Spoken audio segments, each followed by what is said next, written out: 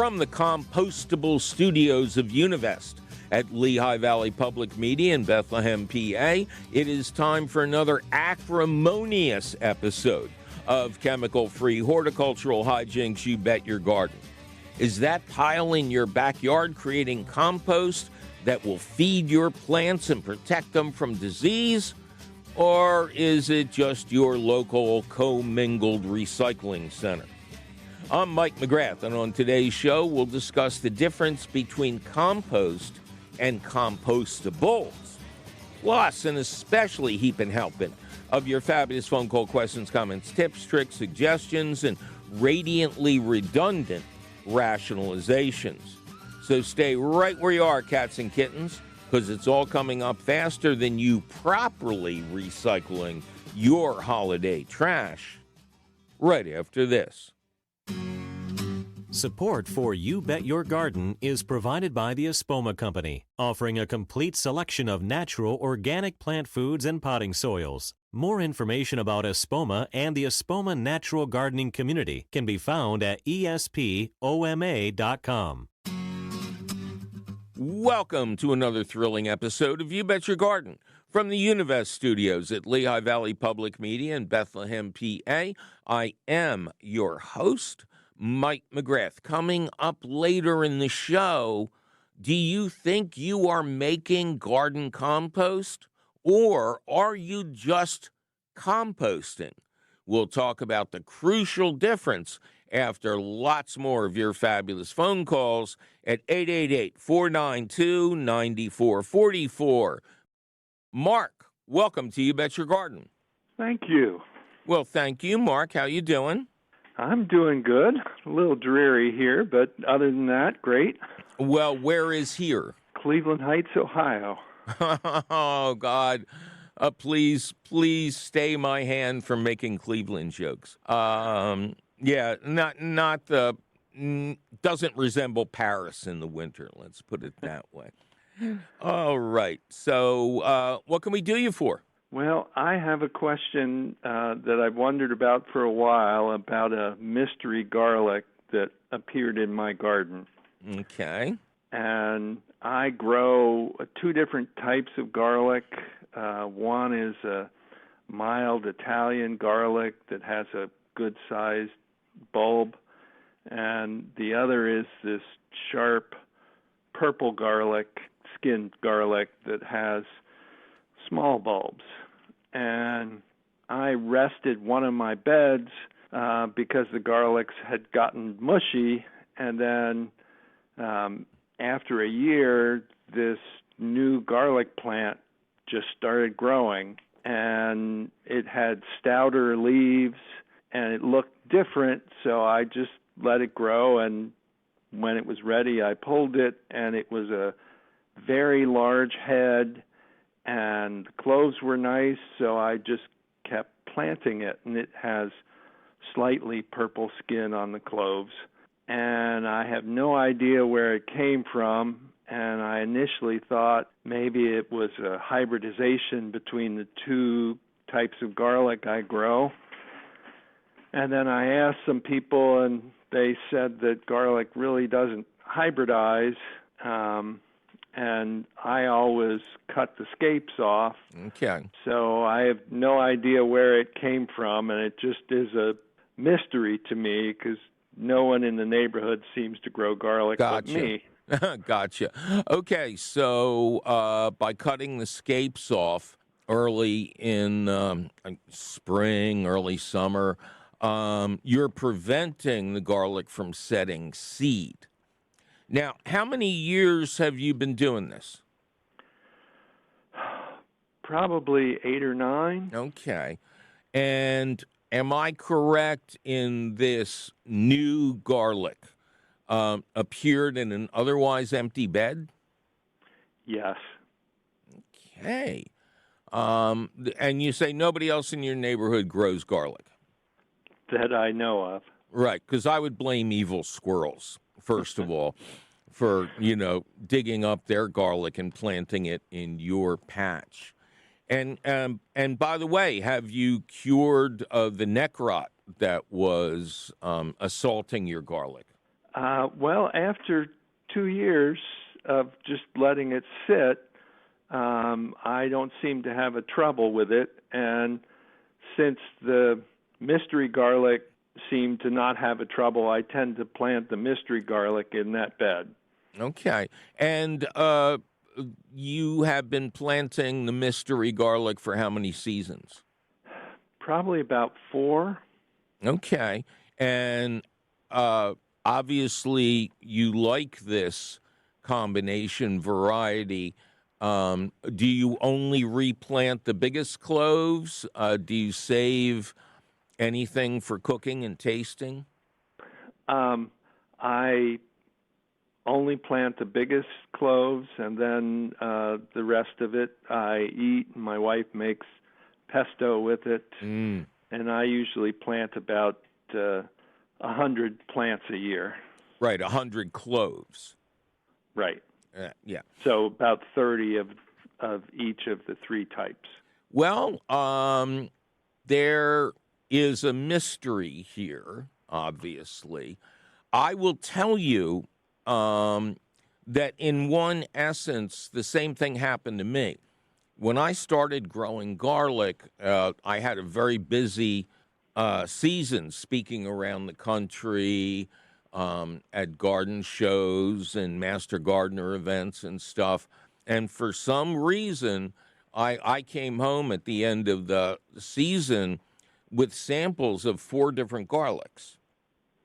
And, of course, me being me, I immediately lost the tags, had no idea who had given me what. But I just planted them, broke them apart and planted them, tried to keep them organized.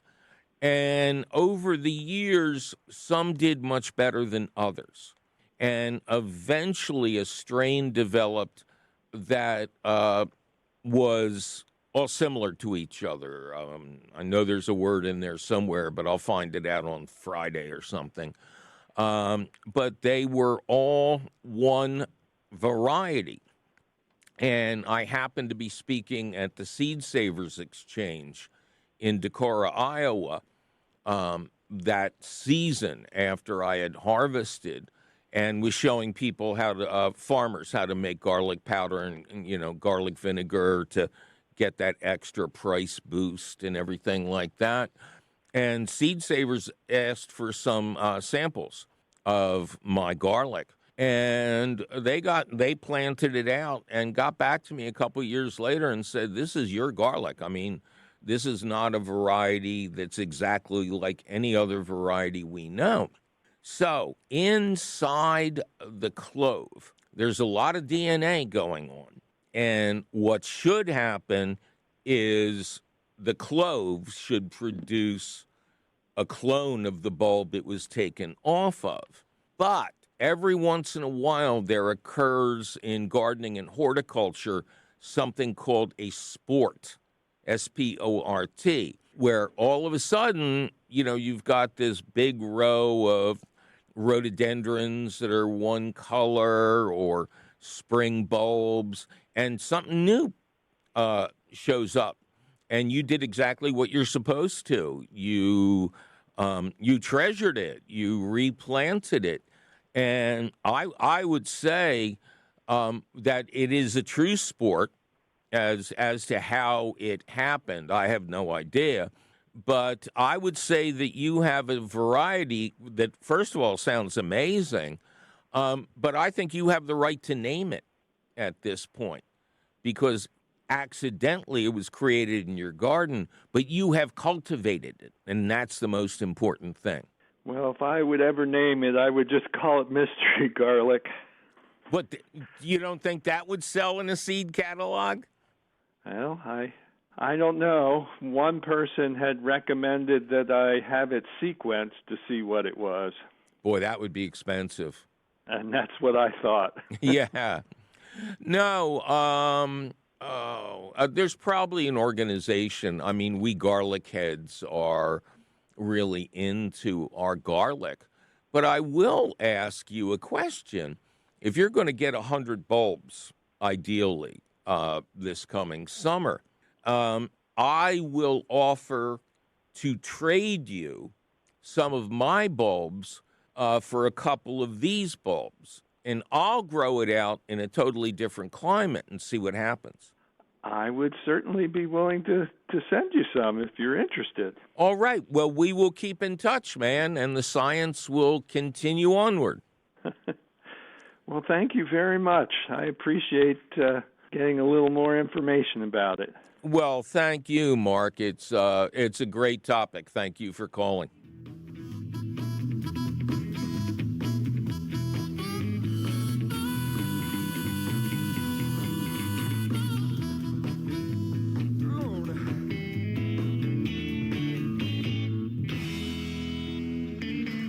Well, it's time for me to take a little break and remind all of yous that I will soon return to the friendly confines of Hartford to appear at the Connecticut Flower and Garden Show at the Hartford Convention Center. I'll answer all your garden questions on Friday afternoon, February 23rd, and then address 2 specific topics on Saturday the 24th. But don't go looking for all the details at the event section of our website just yet, because we'll be right back to take more of your fabulous phone calls. I'm Mike McGrath, and you're listening to You Bet Your Garden from the Univest Studios at Lehigh Valley Public Media in Bethlehem, PA.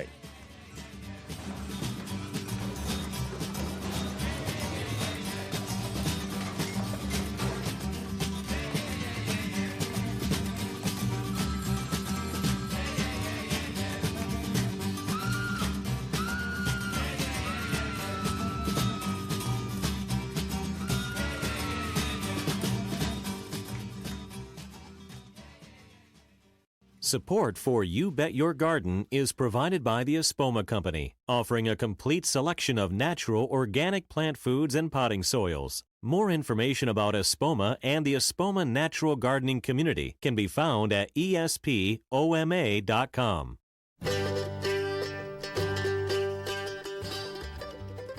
Welcome back to another thrilling episode of You Bet Your Garden from the Univest Studios at Lehigh Valley Public Media in Bethlehem, PA. I am your host, Mike McGrath.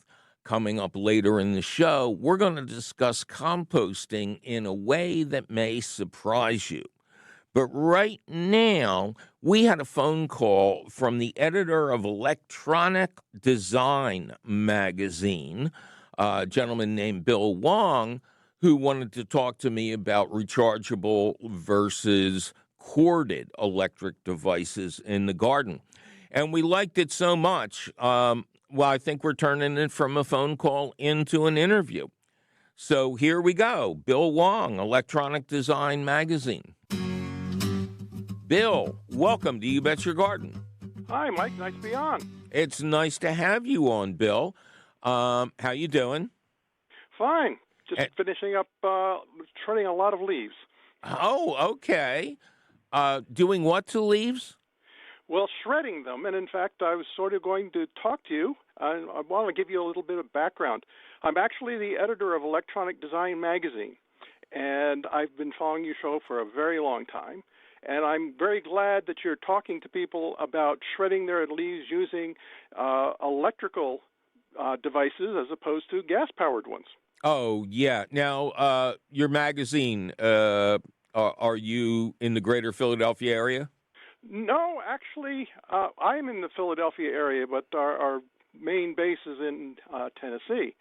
And we target, essentially, engineers that are designing electronics and things of that nature. Oh, please get them to write better directions.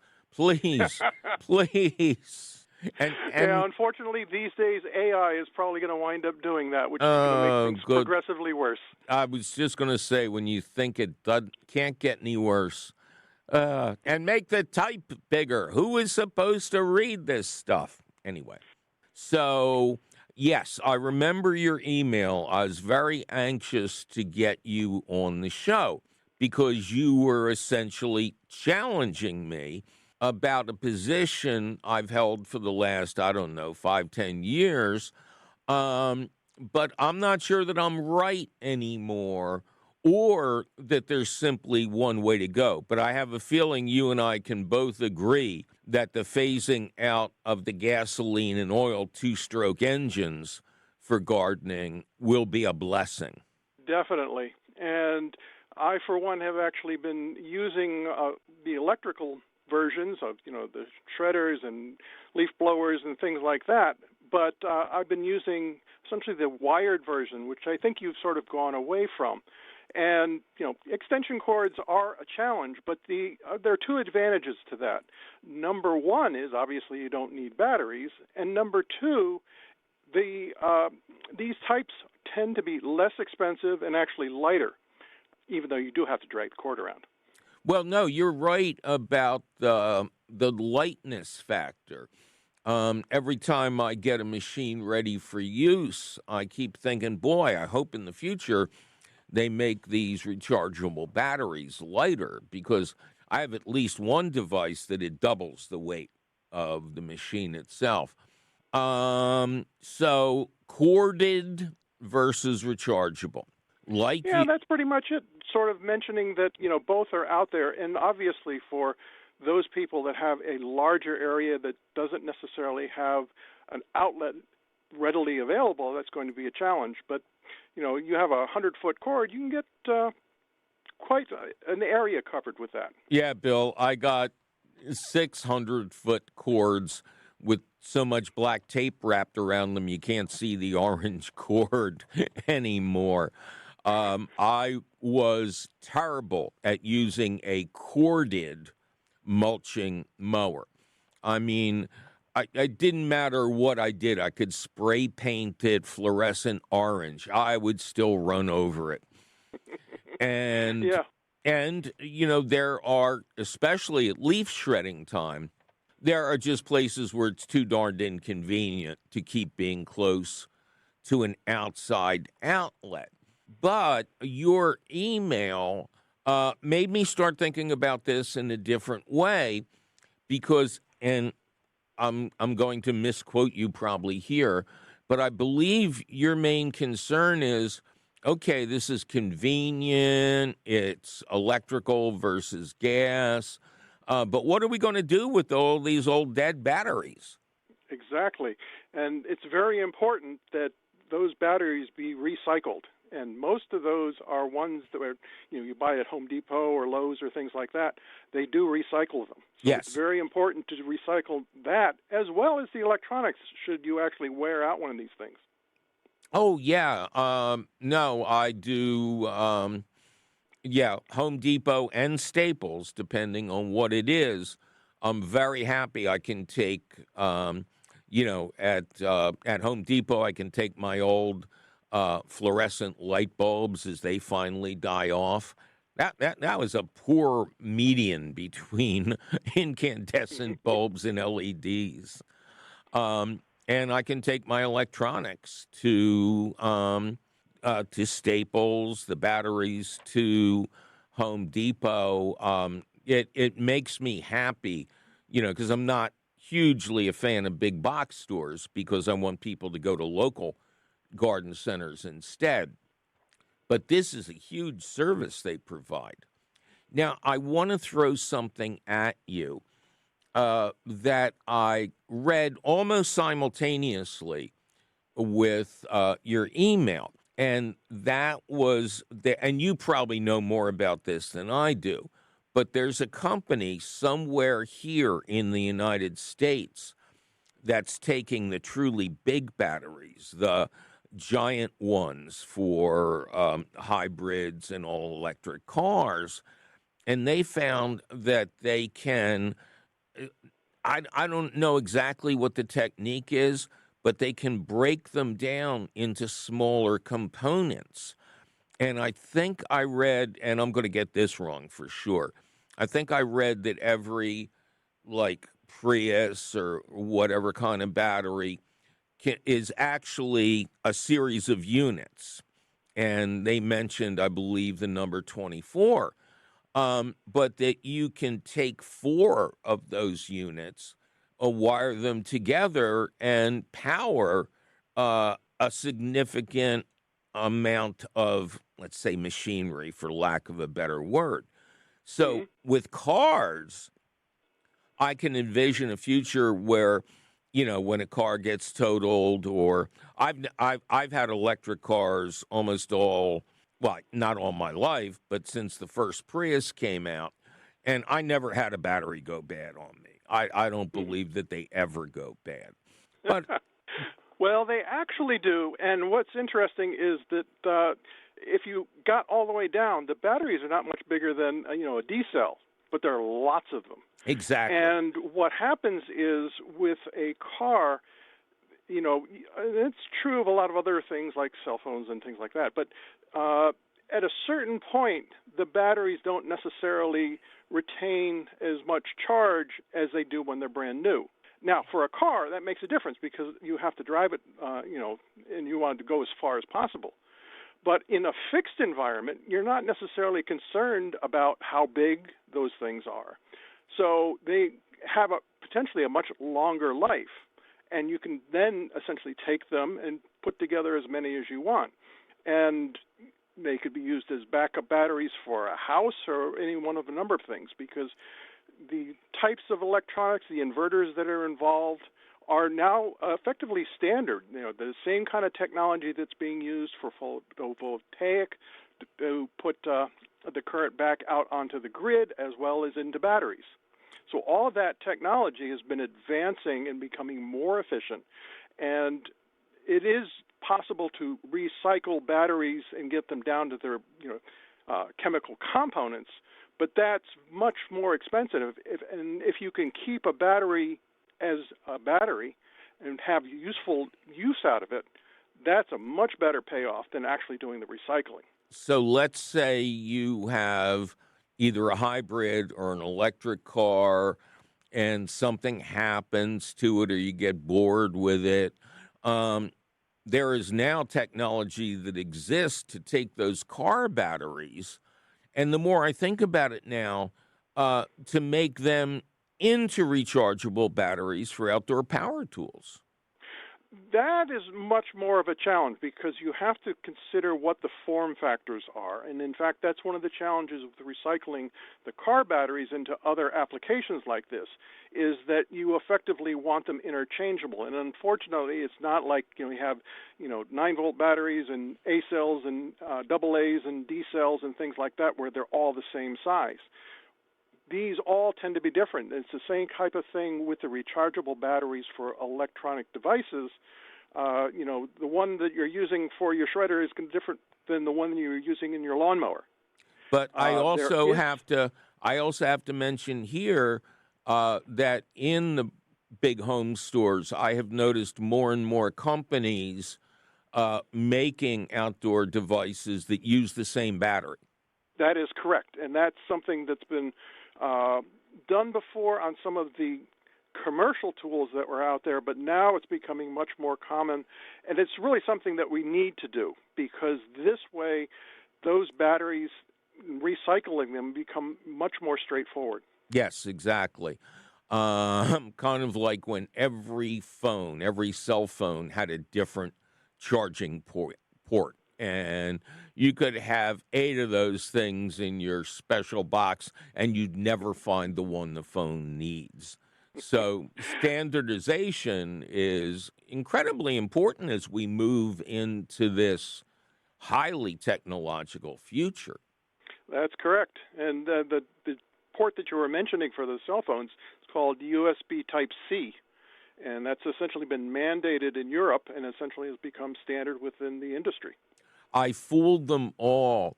I saw a device on sale at an electronics store and bought it, and it's an octopus.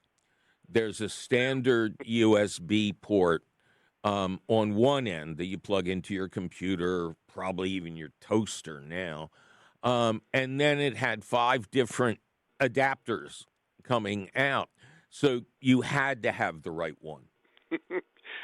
Hopefully. There are actually more connectors than that in the past, but luckily most of them have gone away.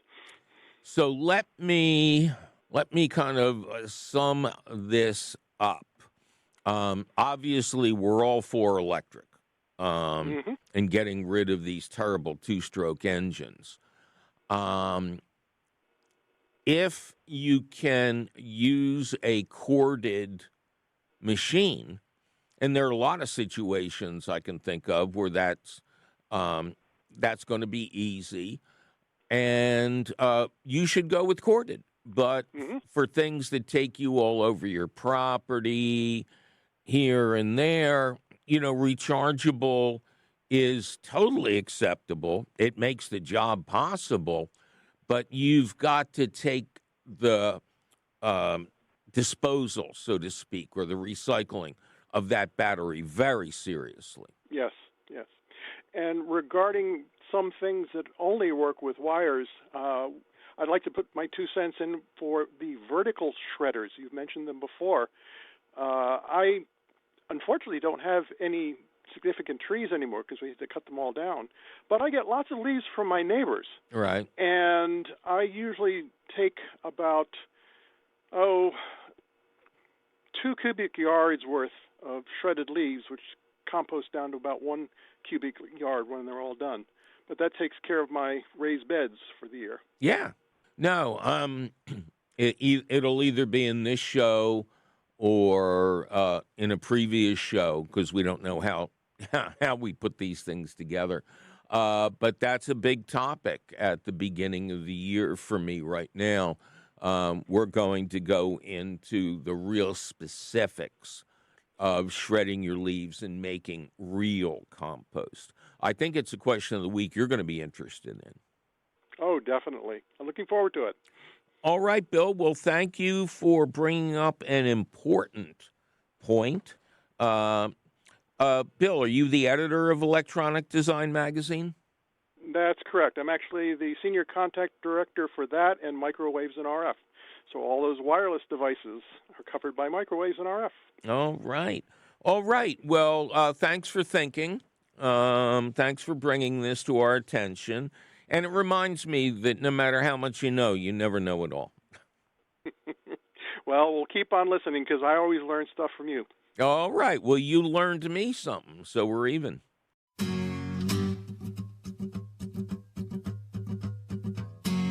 Well, it's time for me to take a little break and remind all of yous that I will return to the Connecticut Flower and Garden Show at the Hartford Convention Center in February. I'll do an enlightening Q&A on Friday afternoon, the 23rd, and then 2 shows, one on how to grow Titanic tomatoes and another on the essential elements of composting and raised bed building, both on Saturday, the 24th. But don't go looking for all the details at the events section of our website just yet, because we'll be right back with a tale of 2 different composts and more of your fabulous phone calls. I'm Mike McGrath, and you're listening to You Bet Your Garden from the Univest Studios at Lehigh Valley Public Media in Bethlehem, PA.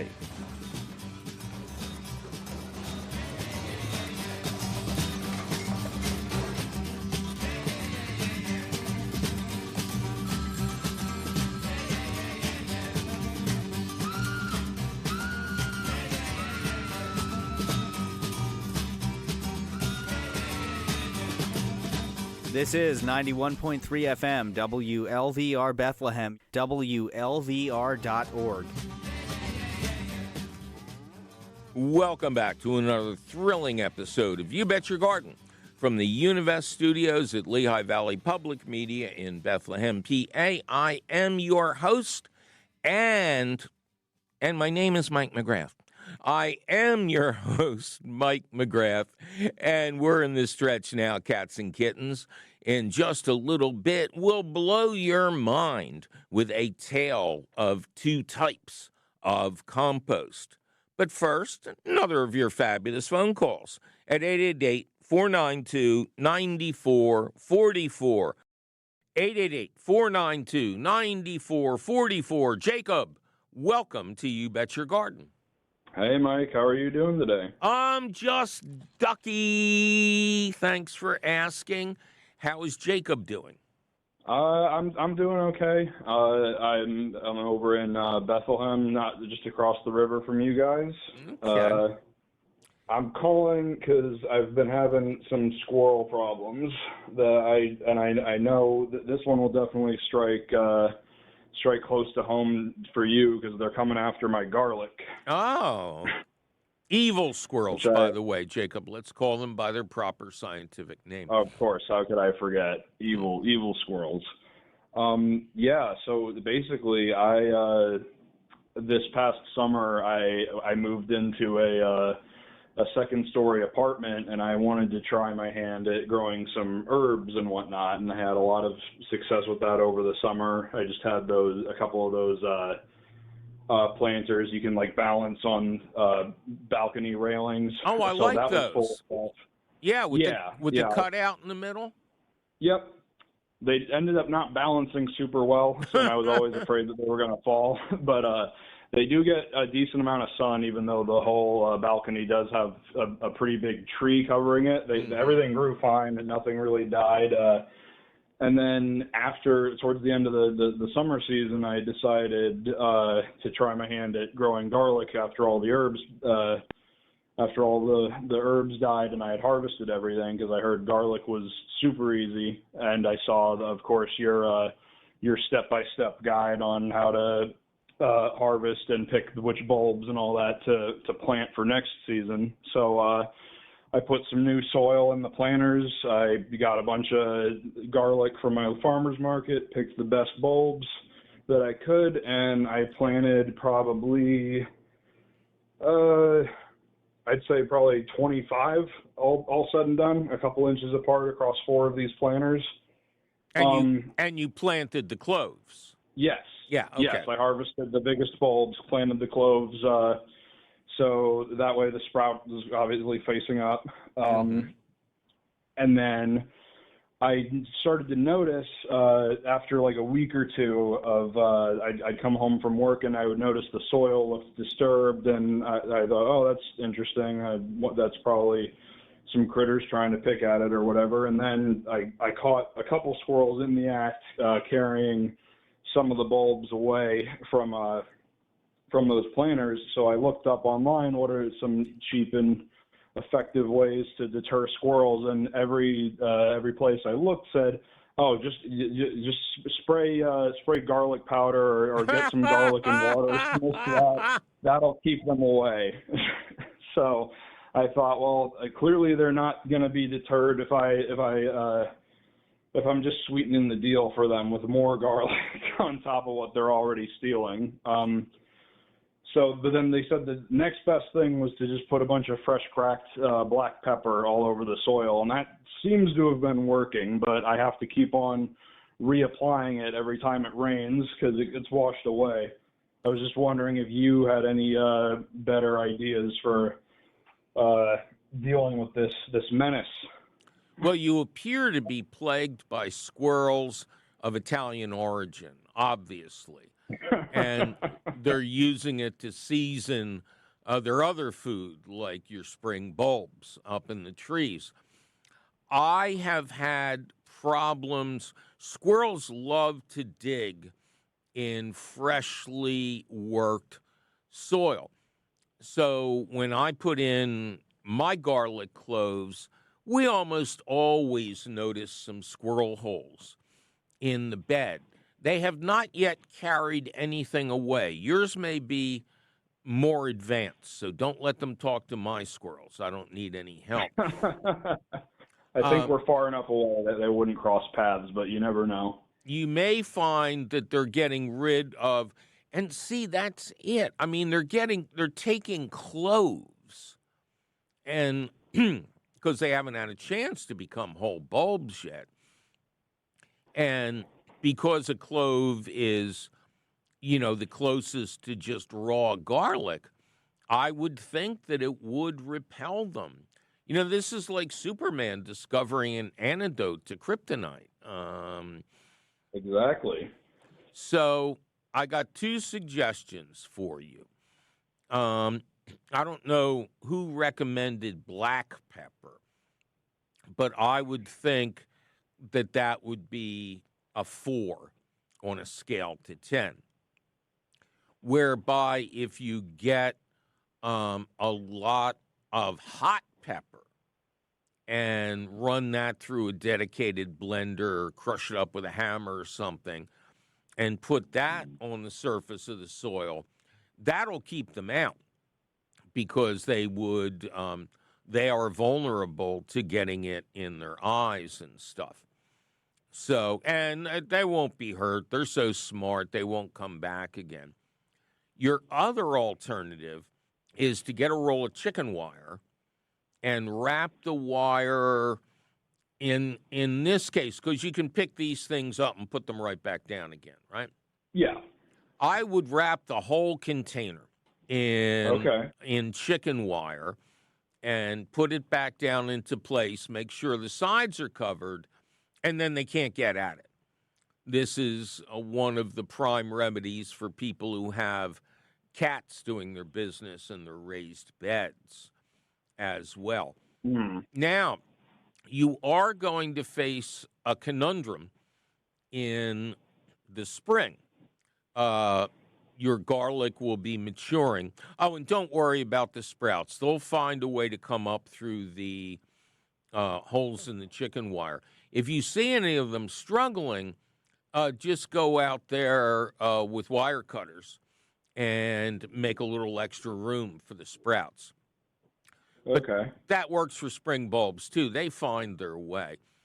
But, you're not going to get those planters back until July. Yes. So, this is a balcony with a deck and flooring going up to what? It's just right up to the balcony itself is just like flush along the second floor of the building. It's a second floor apartment. But if you were to stand at your part, or maybe it's all your part, and look back towards where the apartment begins, what do you got there? Right. You got a blank wall. You got sliding glass doors.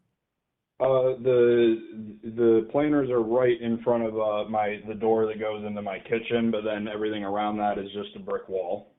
Oh, brick wall. Okay. Yeah.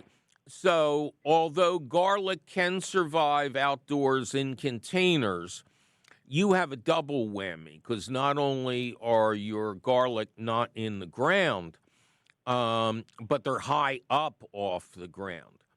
So what I would do, and you can do this all at once, the chicken wire and the moving, cover them with chicken wire and line them up against that brick wall where heat will radiate back to them at night. And I think you'll get a better crop, and then you can expand your enterprise by getting new containers and planting your herbs and stuff in them in the spring.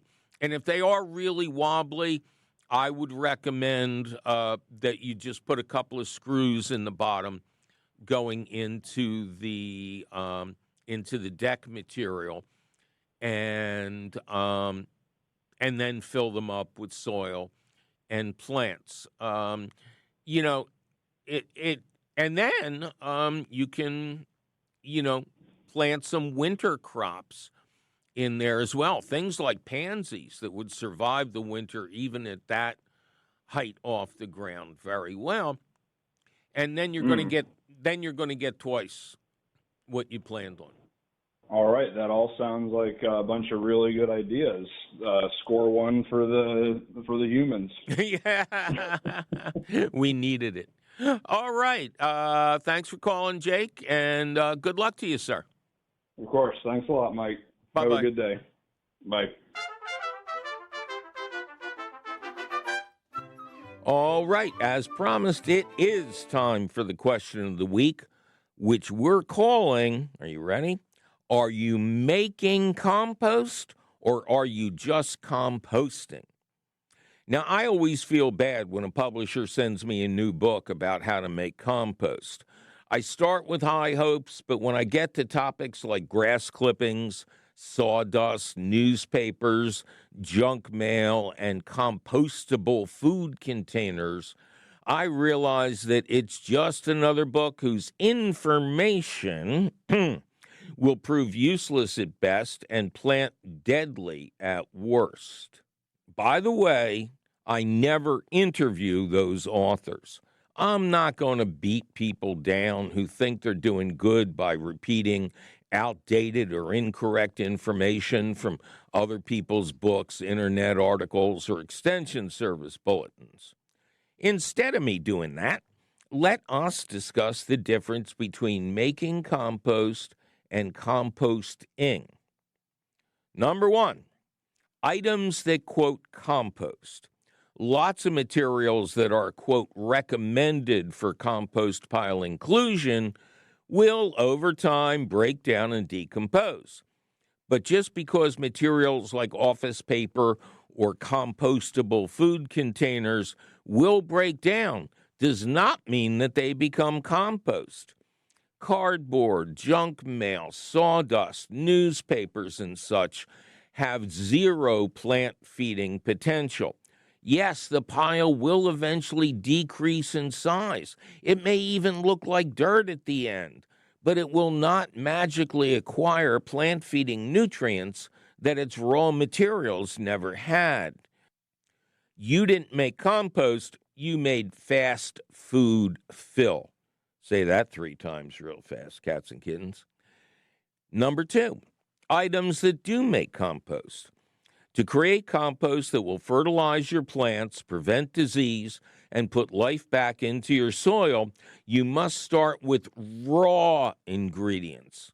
Things like cardboard, shredded newspaper, junk mail, and the like are no longer raw.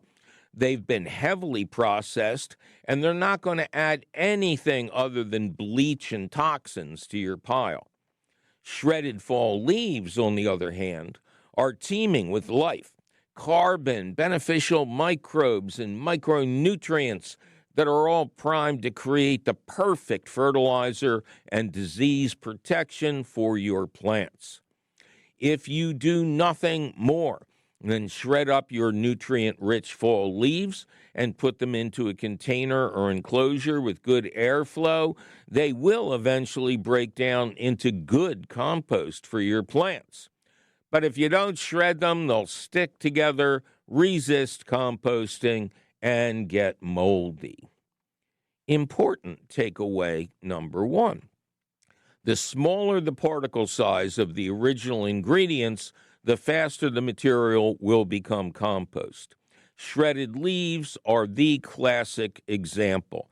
They are the best source of dry brown, carbon-rich material that should make up the bulk of your pile, and shredding them will produce usable compost really fast. Sigh, and yes, that means you really must shred your fall leaves. Sorry. Important takeaway number 2. Adding small amounts of, quote, nitrogen-rich wet green material to your dry brown stuff will produce compost much faster, and the compost will be of much better quality, especially in its ability to fight or prevent plant disease. The best nitrogen-rich companion for your shredded fall leaves is or are spent coffee grounds, which are available in bulk at coffee shops just for the asking. And you're keeping it out of their trash as well. Second best is grass clippings obtained from an untreated lawn when the leaves are coming down in the fall. Now, yes, virtually all, quote, compost guides say to include, quote, grass clippings. But they never explain that clippings from a lawn that was exposed to persistent systemic herbicides via weed and feed or a commercial lawn service will produce contaminated compost that can be deadly to your plants. Now, if you are certain that your lawn has not been chemically treated, you can use a bagging mower in the fall to collect the perfect mix of grass clippings and leaves that land on the lawn. This combination will make such excellent compost that I beg you not to add anything else. If you have lots of leaves, make another pile with shredded leaves and coffee grounds, and a third pile with just shredded leaves, and see who wins the race. P.S. Outside of leaf fall time, you should use a mulching mower without a bag to return the micronized clippings to your lawn. These pulverized clippings contain a whopping 10% nitrogen, which is the perfect food for your lawn. Remove the clippings and you starve your lawn.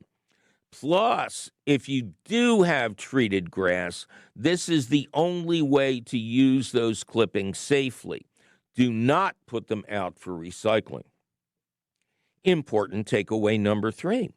The more you mix the ingredients in the beginning, the faster that pile will become compost. But only if you don't keep adding stuff to it.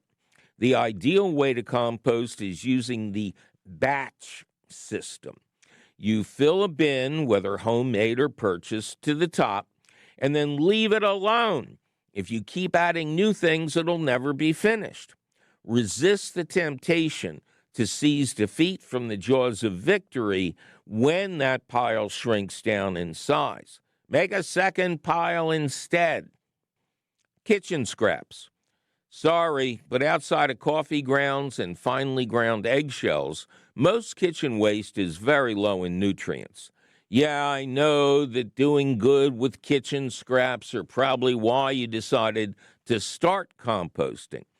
But the unfortunate truth is that it's the shredded fall leaves or ground up corn stalks or cattails or other live brown matter that actually becomes the compost.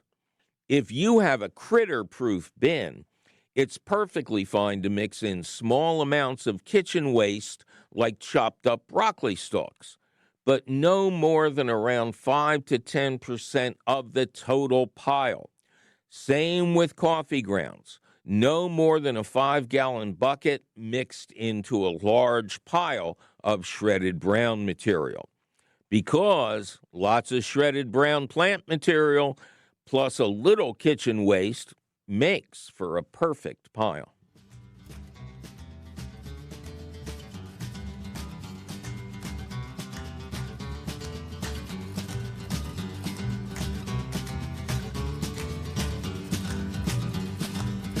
Well, that sure was a possibly disconcerting look at compost ingredients, good and bad, now wasn't it? Luckily, you can read this awesome advice over at your leisure or your leisure somewhere. You're going to find it either at the website of Gurneys, that's GURNEYS.com, or at the You Bet Your Garden Facebook page, or both. I don't know. Nobody tells me nothing around here. Oh, and yikes, my producer is threatening to put all my old copies of People in my pile if I don't get out of this studio. We must be out of time. But you can call us anytime at 888-492-9444 or send us your email. You're tired, you're poor, you're wretched refuse, teeming towards our garden shore at YBYG@WLVT.org. Please, please, please, I'm begging you to include your location. You'll find all of our contact information, plus audio of this show, audio and video of previous shows, and links to our internationally renowned podcast at our website, youbetyourgarden.org. You Bet Your Garden is a public radio show and podcast produced and delivered to you every week from the Univest studios at Lehigh Valley Public Media in Bethlehem, PA. Our radio show is distributed by PRX, the Public Radio Exchange. You Bet Your Garden was created by Mike McGrath. Mike McGrath was created when he foolishly went down the stairs to investigate a bunch of strange noises in the basement. Ken Queter plays our theme song. Our Chief Content Officer is Joni Greenbaum. Our Angel of the Airways is Christine Dempsey. Our engineer is cheerful Charlie Sarah. Our social media director is Amanda Norfleet. Check out her fine work and keep up with what's happening with this show at the You Bet Your Garden Facebook page. Our peerless princess of profound production is Jasmine Griffin. Our irreplaceable audio editor is the lovely Jonas Bowen. Zach the Tack Wisniewski and Ducky the Dancing Duck are in the house. So is our beloved and beleaguered CEO, Tim Fallon. I'm your bedraggled host, Mike McGrath, and I'll be recycling all my Christmas and New Year's junk properly until I can see you again next week. Hey, you kids, metal, glass, number 1 or 2 coated plastic, and flattened cardboard go into the curbside recycle bin, not the trash can. Wrapping paper gets combined with junk mail, paperboard, old magazines, and office paper and taken to the paper recycler collection bin just down the road.